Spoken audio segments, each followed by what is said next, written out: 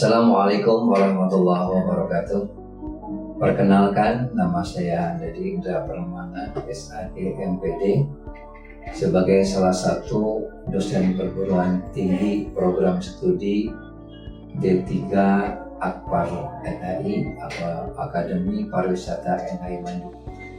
Video ini dibuat dalam rangka pernyataan diri dosen dalam unjuk kerja Tridharma Perguruan Tinggi bidang pengajaran. Saat ini saya mengajar di bidang keahlian pendidikan, pengetahuan sosial, khususnya mata kuliah pendidikan agama Islam. Adapun bebas SKS mata kuliah, 2 SKS termasuk mata kuliah wajib. Sebagai deskripsinya, mata kuliah agama Islam ini merupakan bagian dari mata kuliah pengembangan kepribadian yang bertujuan untuk mengkaji ajaran Islam sebagai sumber nilai dan pedoman hidup melalui kajian ajaran Islam sebagai sumber nilai dan pedoman hidup. Melalui kajian ini, mahasiswa diharapkan mampu mengembangkan kepribadian dan profesionalisme yang dilandasi oleh nilai-nilai Islam. Setelah mengikuti mata kuliah ini, mahasiswa diharapkan memiliki keimanan dan ketakwaan yang kuat, berilmu pengetahuan, serta berakhlak mulia. Ajaran Islam dijadikan sebagai landasan berpikir, bersikap, dan berperilaku baik dalam kehidupan sehari-hari maupun dalam pengembangan profesi di masa yang akan datang. Dan sistem pembelajaran yang digunakan adalah DIA, Delivery, Interaction, and Assessment. Sedangkan yang pertama, delivery, adalah proses tentang bagaimana dosen menyampaikan pembelajaran sehingga dapat diterima baik oleh mahasiswa. Adapun yang perlu disiapkan diantaranya CPL, capaian pembelajaran lulusan, yang kedua CPMK, capaian pembelajaran mata kuliah, dan selanjutnya bahan ajar dan daftar referensi.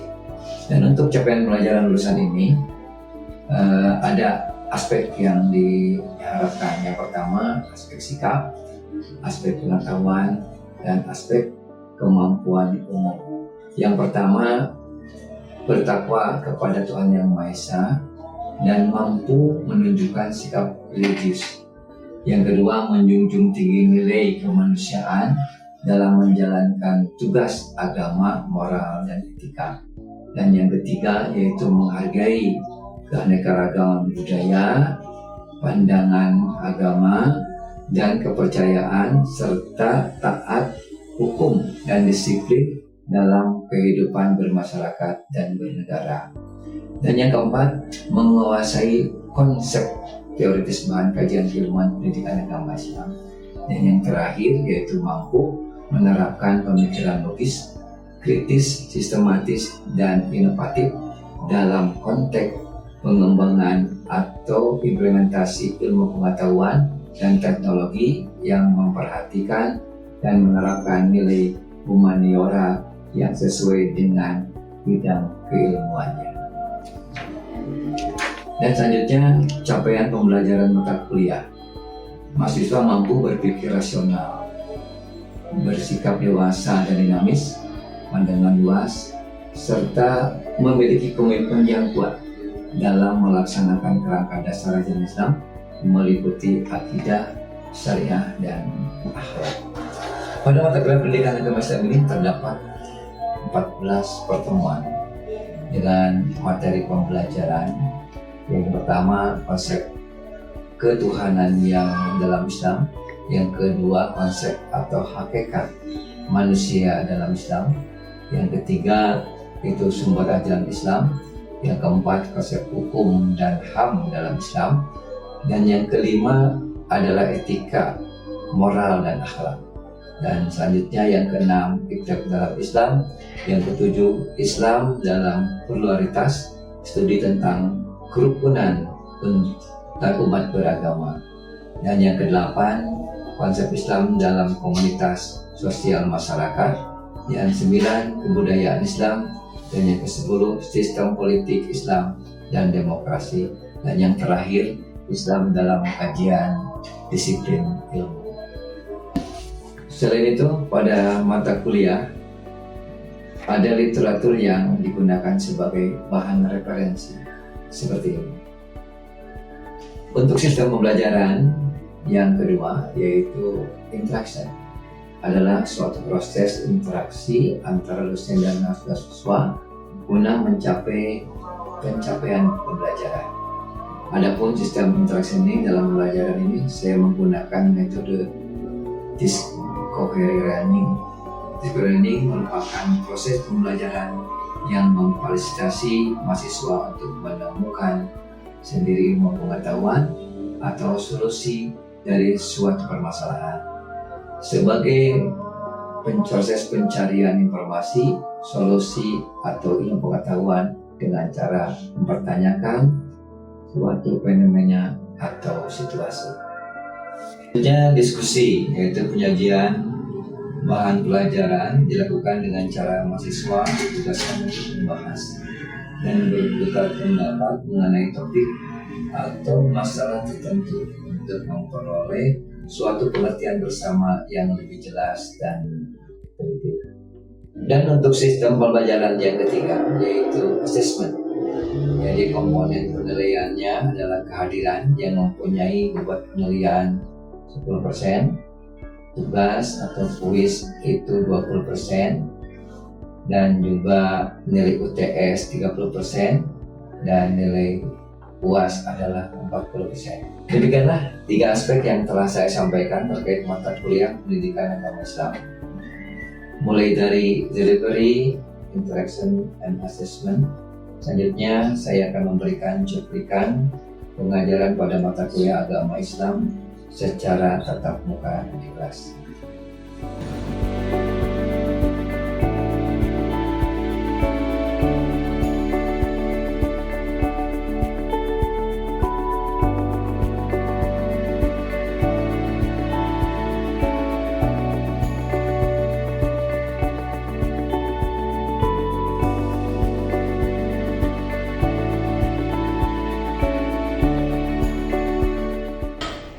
Oke, Alvin, sudah kita memulai dengan ucapan bersama-sama mengucapkan basmalah. Bismillahirrahmanirrahim. Hari ini mudah-mudahan kita dalam keadaan sehat walafiat. Dan kita diberikan rezeki yang banyak, berlimpah, pertama berkah. Ya. Masih ingat gak minggu kemarin itu materinya apa? Coba, kayak apa itu? Hakikat manusia menurut Islam. Hakikat manusia menurut Islam. Berarti di situ intinya apa? Jadi penciptaan manusia sebagai makhluk yang sempurna. Manusia adalah makhluk yang dimuliakan oleh Allah dan diciptakan dengan bentuk yang sebaik-baiknya. Berarti yang sempurna. Beda dengan makhluk-makhluk yang lain. Contohnya hewan. Kerbau kira-kira lucu. Kasep, ada yang suka dengan kerbau? Mungkin suka dagingnya. Betul ya. Mundik segitu gedenya, gajah gede-gedenya, itu tidak mungkin. Justru yang suka itu yang paling sempurna adalah manusia. Itu diciptakan yang terbaik. Terus yang kedua, manusia diciptakan Allah itu hanya untuk beribadah. Ingat, untuk beribadah. Apa sih Pak? Dalil yang pertama, laqad khalaqnal jinna wal insa illa liya'budun. Jadi Allah itu menciptakan semata-mata manusia dan jin itu hanya untuk beribadah. Jadi tidak ada karena itu, karena ini, ya. Semuanya hanya untuk beribadah. Baik, berarti itu adik-adik semua sudah ingat semua ya. Nah, sekarang menginjak ke materi yang keempat ya. Kita akan belajar tentang sumber ajaran Islam. Karena gimana pun juga kita sudah tahu manusia, hakikat manusia. Karena gimana pun juga kalau kita sudah mengenal diri kita sendiri, maka kita akan mengenal Rabb-nya, akan mengenal Tuhannya. Man arofa nafsahu arofa rabbahu. Itu kan hadis begitu ya. Jadi kenalilah diri sendiri. Siapa kita? Apa kita manusia, binatang, tumbuh-tumbuhan, cecungu? Bukan. Oh ternyata kita manusia. Manusia tugasnya beribadah, berarti kita harus mengabdi kepada Allah. Gitu ya. Kita coba dari sana konsepnya, hakikat manusia sekarang sumber ajaran Islamnya dari mana. Nah kita harus tahu sekarang sumber ajaran Islam dari mana. Jadi sekedar setelah tahu diri kita, baru kita cari ilmunya, panduannya. Baik ya, sudah siap? Masih semangat nih? Masih. Ya kita sambungkan dulu ya.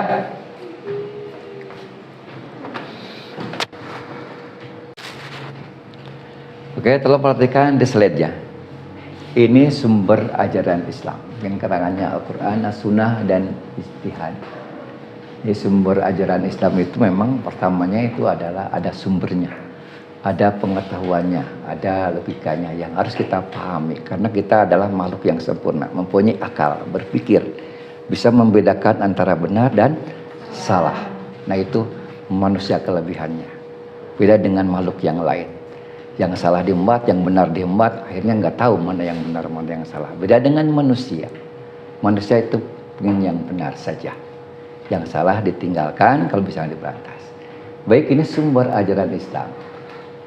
Nih, adik-adik kalau seandainya kita belajar sumber ajaran Islam, minimal standar kompetensinya, teman-teman bisa memahami pengertian sumber ajaran Islam dan pemahaman dalilnya. Sekaligus kompetensi dasarnya yang pertama menjelaskan pengertian sumber ajaran Islam. Yang kedua menyebutkan yang menjadi sumber ajaran Islam.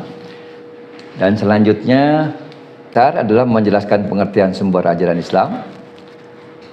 Kedua menyebutkan yang menjadi sumber ajaran Islam. Terindikatornya, adik-adik diharapkan dengan pertemuan ini bisa menjelaskan pengertian sumber ajaran Islam. Kedua, menjelaskan dan menganalisis dalil yang menjadi ajaran Islam. Selain menjelaskan juga menganalisis. Terus yang ketiga, menguasai konsep sumber ajaran Islam. Yang keempat, menjelaskan pengertian Al-Quran dan As-Sunnah dan Ijtihad sebagai sumber ajaran Islam sekunder. Sampai sini mengerti ya? Nah, sekarang itu baru konsepnya.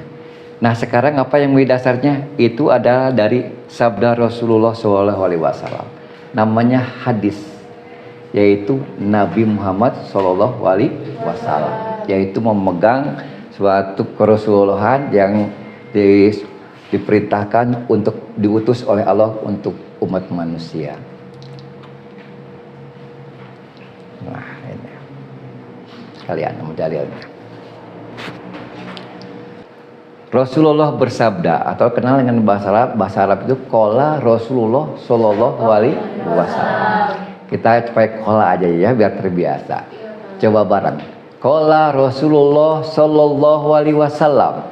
Qala Rasulullah sallallahu alaihi wasallam. Sekali lagi. Qala Rasulullah sallallahu alaihi wasallam. Qala Rasulullah sallallahu alaihi wasallam. Baik. Taraktu fikum amroini.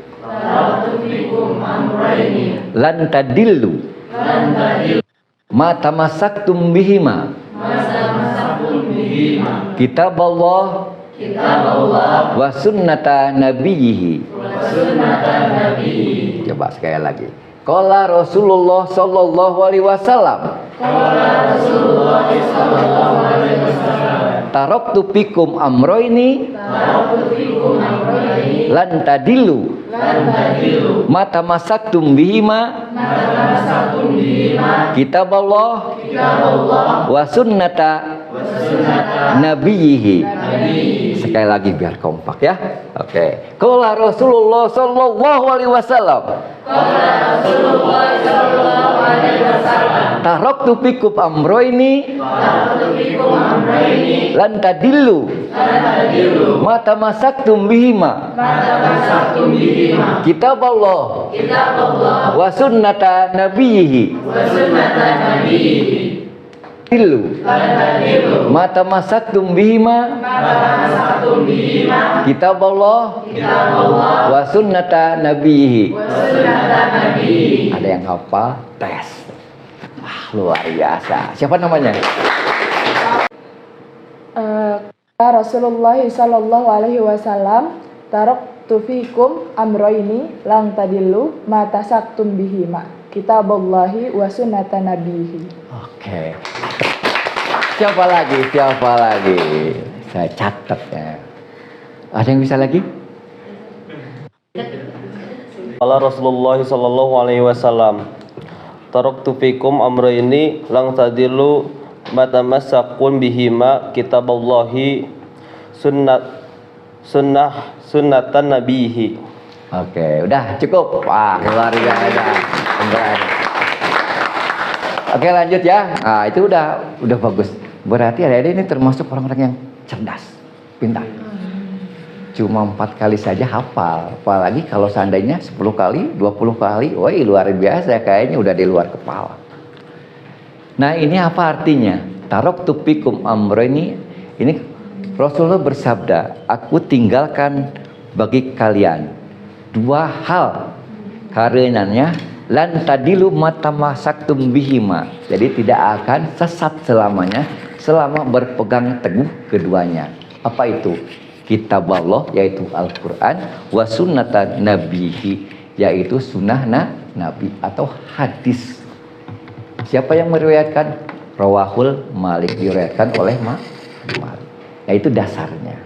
Jadi memang menjadi sumbernya adalah Al-Quran dan As-Sunnah. Nah, lanjut sekarang sumber ajaran Islam itu ternyata ada 2. Yang pertama sumber ajaran Islam primer yang disebut asasi. Asasi itu berarti dasar banget. Yang kedua adalah sumber ajaran Islam sekunder, berarti yang nomor 2. Yang sumber asasi itulah Al-Quran, itu tidak boleh tidak ada. Yang kedua As-Sunnah, itu juga harus ada kalau zaman sekarang. Dan sumber asasi yang Islam yang kedua adalah ijtihadi, itu para ulama.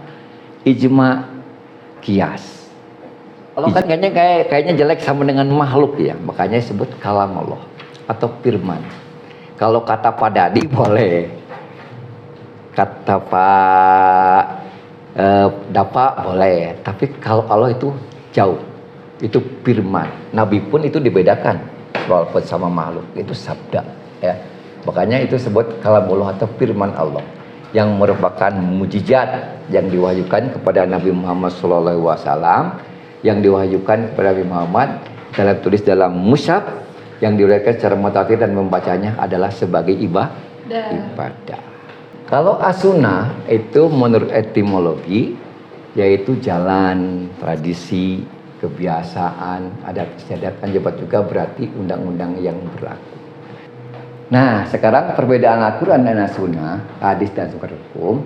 Kalau Al-Quran makanya karena ini turunnya dari Allah, sifatnya qat'i, tidak boleh disangka lagi, pasti harus nurut karena itu pasti benar, karena yang menciptakannya hanya Allah. Kedua, apabila Quran berbicara tentang masalah akidah atau hal yang gaib, maka setiap muslim wajib mengimani karena yang berbicara hanya Allah. Apabila As-Sunnah berbicara tentang masalah akidah atau hal-hal yang gaib, maka setiap muslim tidak harus mengimani karena mungkin tidak di Al-Quran. Itu kadang-kadang banyak hadis-hadis yang lain yang menerangkan tentang gaib, maka tidak harus. Tapi kalau ada di Al-Quran itu yakin benarnya, beda dengan hadis ya. Nah, sekarang ijtihad. Ijtihad itu berarti apa sih Pak ijtihad itu? Ijtihad itu sebenarnya kalau artinya adalah usaha. Jadi kalau tadi sumbernya Al-Quran dan As-Sunnah, ijtihad itu adalah usaha para ulama,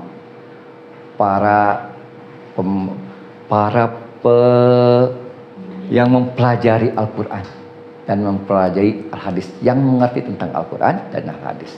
Makanya dia bisa menafsirkan, bisa menerangkan. Maka dia berijtihad dengan berbagai sumber. Pak, boleh kita berijtihad enggak? Boleh kalau seandainya mempelajari Al-Quran dan mempelajari hadis, boleh berijtihad. Tapi kalau kita belajar kayaknya terlalu lama ya. mendingan kita mengikutin saja. Jadi usaha yang sungguh-sungguh oleh seorang ulama yang memiliki syarat tertentu untuk merumuskan kepastian hukum tentang suatu perkara yang belum ditetapkan hukum secara eksplisit dalam Al-Quran dan As-Sunnah. Jadi menurut Muhammad Sayyuti, ijtihad atau ra'yu mencakup dua pengertian untuk penggunaan pikiran untuk menentukan suatu hukum yang tidak ditentukan secara implisit oleh Al-Quran dan As-Sunnah. Dan kedua, penggunaan pikiran dalam mengartikan sekaligus menafsirkan dan mengambil kesimpulan dalam satu ayat atau hadis. Nah, kedudukan ijtihad itu berbeda dengan Al-Quran ya. Ijtihad itu nomor 3, sekunder. Kalau sekunder dilakukan, primer tidak sah, tidak sah. Tapi kalau primernya dilakukan, itu bisa jadi sah. Makanya bisa boleh, bisa tidak. Boleh, makanya apa saya boleh kah yang primer saya? Boleh, tapi ada syaratnya. Pak boleh nggak kalau sekunder? Itu kalau sekunder saja tidak boleh ya. Jadi perbedaan Al-Quran dan As-Sunnah di ijtihad sumber hukum Islam ketiga ini terikat dengan ketentuan sebagai berikut. Yang ditetapkan oleh ijtihad tidak melahirkan keputusan yang absolut. Jadi masih ada perbedaan-perbedaan. Makanya ada perbedaan-perbedaan ulama ya. Jadi adik-adik kalau perbedaan puasa jatuhnya ke sini tuh jangan heran. Karena gimana pun juga kita ulama menafsirkannya mungkin beda-beda sumber. Karena Islam yang ada sekarang ini mungkin abadnya terlalu jauh dengan lahirnya Islam zaman sekarang. Terus yang kedua, keputusan yang diterapkan oleh ijtihad mungkin berlaku bagi seorang tapi tidak berlaku bagi orang lain. Mungkin berlaku di daerah sini tapi tidak berlaku di daerah sana. Itu ijtihad. Keputusan ijtihad tidak boleh bertentangan dengan Al-Quran dan As-Sunnah. Tapi ijtihad itu tidak boleh bertentangan dengan Al-Quran dan As-Sunnah. Oke, thank you. Mengerti semua? Jelas gak? Oke. Kalau udah jelas, Bapak persilahkan. Siapa yang mau tanya? Oke, silakan. Namanya siapa? Perkenalkan, nama saya Raja Pradipta Maulana. Saya izin bertanya, bolehkah sumber ajaran Islam hanya memakai Al-Quran saja atau harus dengan As-Sunnahnya juga? Wah, luar biasa. Berarti yang pakai tadi ya, primer saja. Boleh tidak? Boleh. Kalau mengerti bahasa Al-Quran, berarti ngerti bahasa Arab. Terus yang kedua, mengerti tafsirnya, mengerti asmaul wurudnya, berarti banyak. Berarti mengerti tentang alur asmaul. Yang pertama, yang kedua harus hidup di zaman Rasulullah. Karena gimana pun juga kalau kita memakai Al-Quran itu pas zaman Rasulullah yang langsung menerangkan, nggak perlu hadis lagi kan? Karena hadis itu adalah qaul Rasulullah dan perbuatan Rasulullah. Jadi kalau seandainya kita sekarang ini bikin Al-Quran saja, wah udah ketinggalan jauh. Karena Islam itu turunnya itu abad ke-7. Sekarang abad ke-berapa? Abad ke-21. Jaraknya berapa tahun? Berapa ratus tahun? Kalau 14 abad berapa tahun? 1400 tahun. Jaraknya terlalu jauh. Kalau kita ingin Al-Quran saja, hidup dengan Rasulullah tidak mungkin. Kita hidup dengan Rasulullah tidak mungkin. Dengan sahabat tidak, dengan tabi'in juga tidak. Betul nggak? Dengan wali songo juga tidak. Kalau juga yang langsung dengan Al-Quran, dekatin dari mana? Gitu loh. Rasulullah tidak ada. Makanya Quran beres dalam 23 tahun. Rasulullah beres Al-Qurannya dan rahmatan lil alamin. Ternyata Rasulullah langsung ditarik oleh Allah karena sudah lulus ujiannya. Itu ya. Jadi gimana pun juga kita tidak bakal ngerti Al-Quran. Makanya perlu ada hadis. Hadis juga sekarang tidak ngerti juga. Karena kita bukan zaman sahabat. Oh berarti harus ada yang terangkan nih pada para ulama. Dan kita nggak belajar, perlu ulama lagi. Nah, kan makanya ada kias. Ada ijma ulama. Coba kalau menentukan itu kan di sini sahur Ramadan. Nah, sahur Ramadan itu puasa. Kita puasa nggak tahu kapan lihatnya nih. Kan akhirnya nunggu ulama kapan puasa hilalnya. Makanya itu harus nunggu ulama. Itu ya. Hati. Bagus. Coba ada lagi. Oke, silakan. Laura ya. Siapa namanya? Maura. Maura. Oke. Wah, laki. Oke, siap. Oke, Bapak, saya ada pertanyaan. Apakah di zaman Nabi Muhammad SAW sumber ajarannya itu sama sekarang atau beda? Waduh, jadi sampai ke sini ya pertanyaannya. Luar biasa nih. Baik, jadi kalau seandainya ini nyambung dengan pertanyaan yang tadi. Jadi kalau zaman Nabi Muhammad sumber ajarannya sama nggak dengan sekarang? Justru beda. Kalau zaman Nabi Muhammad itu tidak perlu yang namanya hadis. Betul ya? Betul. Perlu hadis karena Nabi Muhammad masih ada. Siapa yang mau contoh Nabi Muhammad juga ada, ya udah tanyain aja. Kalau ada masalah tanyain aja ke Nabi Muhammad. Kelakuannya bisa lihat sendiri. Makanya beda. Zaman Muhammad itu tidak perlu yang namanya hadis, yang tidak perlu ijtihad. Ulama itu mengadu kepada ulama. Ya itu jadi mengerti ya. Bagus ini. Jadi ke semua ya ilmunya. Jadi artinya bahwa memang kenapa ada sumber kedua itu supaya kita mengerti. Karena Islam itu muncul abad ke-7, sekarang berada kita di abad ke-21. Berarti Islam berada zaman Rasulullah itu sudah 1400 tahun, lama banget. Mungkin berapa turunan yang menganut Islam, tapi sekarang masih ada. Rukun Islam masih 5. Itu karena ada dijaga hadis dan Al-Qur'annya. Ya? Oke. Terakhir, ada lagi? Terakhir nih. Oke. Saya Pak. Oke, siapa namanya? Laila. Oke, Laila. Jadi Pak, secara singkatnya apa sih perbedaan Al-Quran sama As-Sunnah? Oke. Jadi perbedaan Al-Quran dan As-Sunnah. As-Sunnah itu adalah kalamullah. Berarti adalah perkataan Allah atau ucapan Allah. Tapi tidak diucapkan, tapi melalui wahyu ya, yang disampaikan kepada Rasulullah. Nah, kalau as-sunnah itu dapat dikatakan juga hadis. Jadi ada kalau as-sunnah itu adalah perkataan Nabi sendiri. Jadi perkataan Nabi, kelakuan Nabi, atau Nabi mendiamkan itu jadi contoh. Itu bedanya. Dan hukumnya juga kalau seandainya hadis dan as-sunnah, kalau sunnah itu sifatnya masih doni, masih menjadikan ada kesepakatan para ulama. Karena mungkin hadis ya, karena pelajari hadis, karena hadis itu beribu-ribu. Abu Hurairah saja mengarang hadis, penghafal hadis itu 5.414. Berarti saking banyak. Tapi dengan masalah yang sama. Makanya ada perbedaan tentang masalah.